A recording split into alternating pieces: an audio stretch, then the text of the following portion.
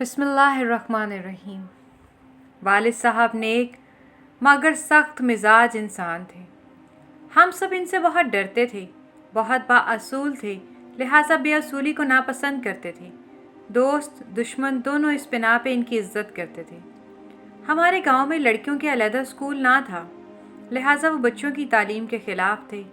کہتے تھے لڑکیوں کو لڑکوں کے اسکول میں داخل نہیں کرانا چاہیے کیونکہ وہ کم عقلی میں غلطیاں کر سکتی ہیں۔ مجھ کو پڑھنے کا بہت شوق تھا مگر محض 5 جماعتیں پڑھ سکی، چھٹی سے والد نے گھر بٹھا دیا۔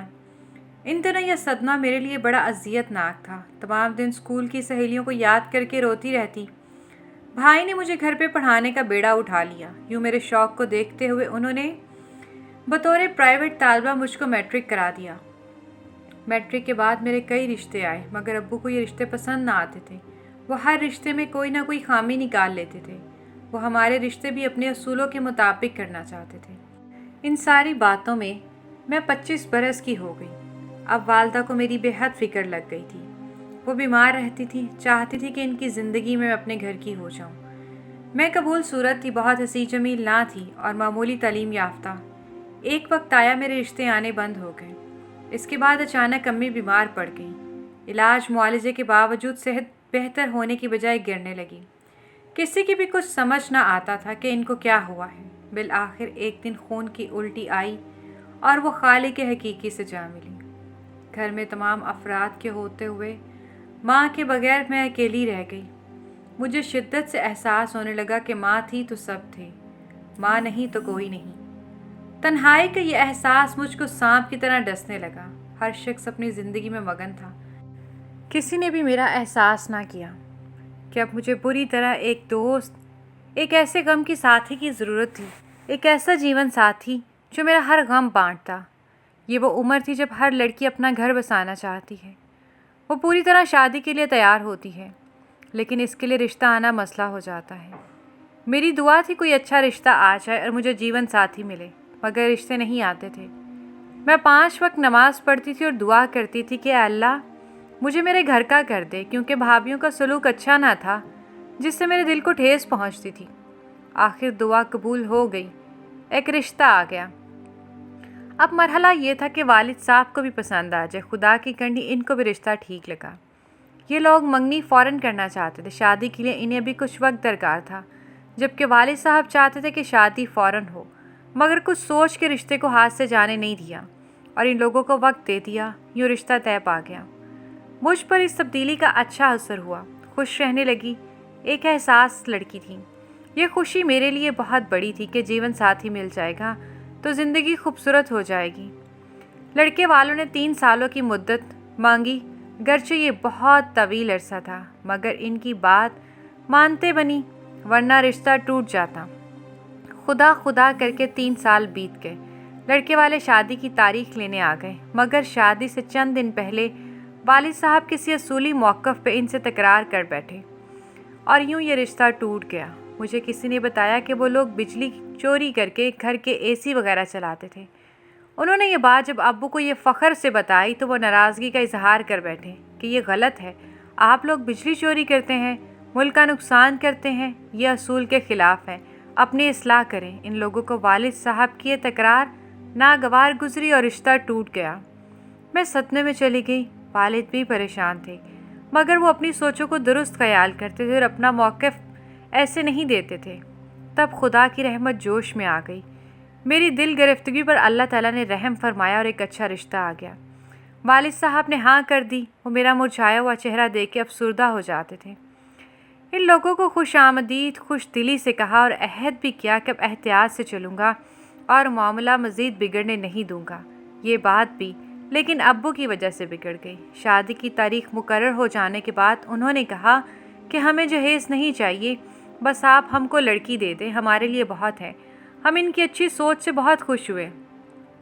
اب اصولاً تو یہ چاہیے تھا کہ کسی شرط کے بغیر ان کے ساتھ رخصت کر دیتے، لیکن میرے ابو کے ذہن میں پتہ نہیں کیا سمایا۔ میرے ابو نے لڑکے والوں سے کہا کہ حق مہر میں 5 لاکھ روپے لکھ دیں۔ ان کا خیال تھا کہ تاریخ مقرر ہو گئی ہے، اب لڑکے والے یہ شرط مان لیں گے۔ لڑکا اچھے عہدے پر فائز تھا، خوبرو اور سلجھا ہوا خاندانی تھا۔ فی زمانہ ایسے رشتوں کا ملنا نعمت ہوتا ہے۔ ان لوگوں نے شرط نہ مانی اور رشتہ توڑ دیا۔ घर वालों को तो सिर्फ अफसोस हुआ, मुझको दूसरी बार ठेस लगी, बिल्कुल टूट फूट गई। ये झटका बहुत शदीद था, बीमार पड़ गई।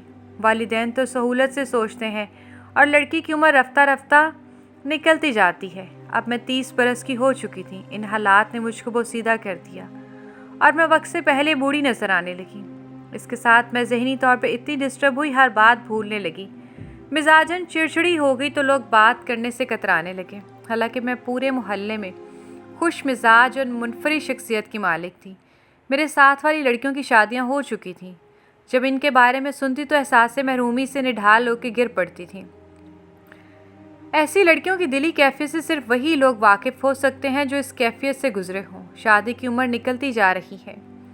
बने बनाए रिश्ते वालिद साहब की कोदाही अंदेशी से अंधेरे में डूब गए। जब मोहल्ले में किसी लड़की की रुखसती होती और शहनाइयों की गूंज कानों में गूंजती तो मैं इस कदर डिप्रेशन का शिकार हो जाती कि हफ्तों किसी से ना बोलती, घंटों आईने के सामने खड़ी सोचती कि क्या कोहकाफ की वो परियां हैं, आखिर मुझ में क्या कमी है।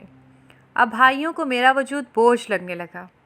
अब्बू के डर से चुप रहते थे, मगर भाभियाँ सरगोशियाँ करती थी कि रहमा के अखराजात बहुत हैं, यही रुपए हम अपने बच्चों पे क्यों ना खर्च करें। एक रोज़ मैं कंघा कर रही थी तो जब आईने में गौर से देखा तो बहुत से बाल चांदी की तरह चमकते नजर आने लगे। तब आंसू टप टप आंखों से बह निकले। दिल से आह निकली है, काश माँ तू जिंदा होती तो वक्त पे मुझे अपने घर का कर देती। बुरे दिनों में साया भी साथ छोड़ जाता है। अब्बू तो फिर इस हिस्से में थे जब आदमी का सांस का भरोसा नहीं होता। एक रोज़ यूं ही बैठे बैठे इनको दिल का दौरा पड़ गया और वह खाली के हकीकी से जा मिले। इनकी ज़ात इस घर में मेरा वाहिद मजबूत सहारा थी। मुझे लगा किसी ने सर से छत हटा ली। अब मैं भरी दोपहर में एक खुले आसमान तले जल रही थी और साया करने वाला कोई ना था। अब्बू के इंतकाल के बाद भाभियों की बहन आई। वो खुलम खुला मेरी मुखालफत पे उतर आई। पहले ज़ेरे लब बड़बड़ाती थी, अब ऊंचे लहजों में बरमला बुरा कहने लगी। भाई मेरे सामने महंगाई का रोना रोते तो भाभियाँ मुझको निकम्मी कह के पुकारती। शौहरों से कहती हमारे बच्चे हैं, हम बच्चे संभाले के काम करें। ये रहमा का फ़र्ज़ बनता है कि काम करे और घर संभाले। ये सारा दिन पलंग तोड़ती है, इतनी उम्र हो गई, अब इसकी शादी तो होने से रही। ये अल्फाज जलते हुए अंगारों की तरह मेरे कानों में पड़े तो जब जी चाहता कि मर जाऊं। आखिर जीने का फ़ायदा ही क्या, उम्र रसीदा हो चुकी हूँ, अब मज़ीद रिश्ते आने से तो रहे। एक रोज़ मैं सख्त मायूसी के आलम में जाए नमाज पे बैठी थी कि पड़ोसन के साथ कुछ औरतें आ गईं। उन्होंने कहा ये लड़की जो जाए नमाज पे बैठी है बड़ी अच्छी है, बस हमको पसंद है। उन्होंने मेरी बात की। वो लड़के की तस्वीर भी साथ लाए थे। नाम असलम था, तस्वीर में खूबसूरत लग रहा था। भाई घर पर थे, उन्होंने तस्वीर देखी तो खुश हो गए, कहा अच्छा है। यूँ बगैर छानबीन के ये रिश्ता मंजूर कर लिया। शायद ये सोचकर अब रिश्ते आने तो बंद हो गए हैं, ये आखिरी रिश्ता है।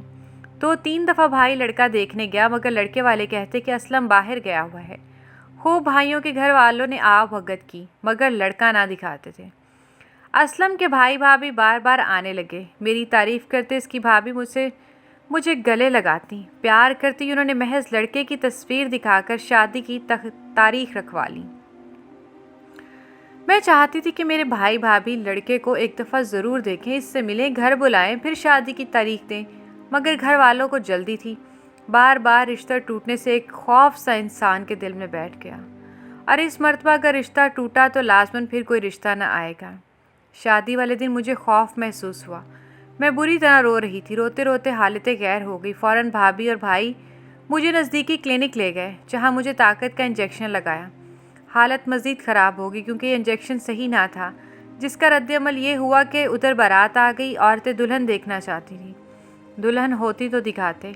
बड़ी मुश्किल से बाराती औरतों को रोका गया कि कमरे में दुल्हन तैयार हो रही है।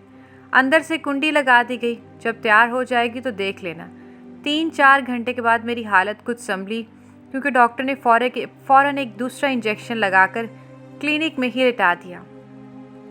क्लिनिक से ही ब्यूटी पार्लर ले गए। 15 मिनट में थोड़ा सा मेकअप कराया और ले आए। स्टेज पे बैठी थी तो कुछ नज़र नहीं आ रहा था, सर चकरा रहा था, आंखों के सामने अंधेरा छाया हुआ था। वो सहेलियाँ मुझे थामे हुए थीं। बीमार होने के बावजूद मैं हसीन लग रही थी। औरतें कह रही थी वाह कितनी खूबसूरत दुल्हन है, इसके तो चेहरे से नज़र ही नहीं हट। जाने किस तरह निकाह की रस्म अदा हुई। मुझे कुछ होश न था, बस निगाह नीची थी और बामुश्किल सांस ले रही थी। مجھ کو شادی راز کب تھی؟ جب بھی رشتہ پکا ہوا ٹوٹ گیا۔ یہ خوشی مجھے راز ہوتی تو پہلے والے رشتے ہی کیوں ٹوٹتے؟ دوسرے روز ہی پتہ چل گیا کہ میرا دلہا نارمل آدمی نہیں ہے۔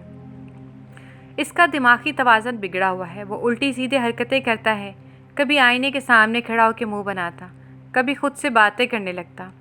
میں نے ان حرکتوں کو نوٹ کیا تو دل دھک سا رہ گیا، مگر پوری بہادری سے حالات کا مقابلہ کرنے کی ٹھان لی۔ میری نند نے بات یہ بنائی کہ اسلم ٹی وی ٹیبل پر رکھ رہا تھا کہ ہاتھ سے گر گیا، لیکن ایسے باتیں کب چھپتی ہیں؟ میرے گھر والوں کو اندازہ ہو گیا کہ دال میں کچھ کالا ہے۔ مجھ سے پوچھا، تم گھر سے چلنا چاہتی ہو؟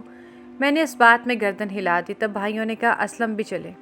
میری ساس بولی، کل ہماری زمین کے مقدمے کی پیشی ہے، اس کو کورٹ لے کر جانا ہے، وہ آج نہیں جا سکے گی، پیشی کے بعد دلہن کو لینے آ جاؤ۔ میں بھائیوں کے ساتھ میکے آ گئی۔ اب سب گھر والوں نے مجھے گھیر لیا اور بتاؤ کیا معاملہ ہے؟ اسلم صحیح تو ہے؟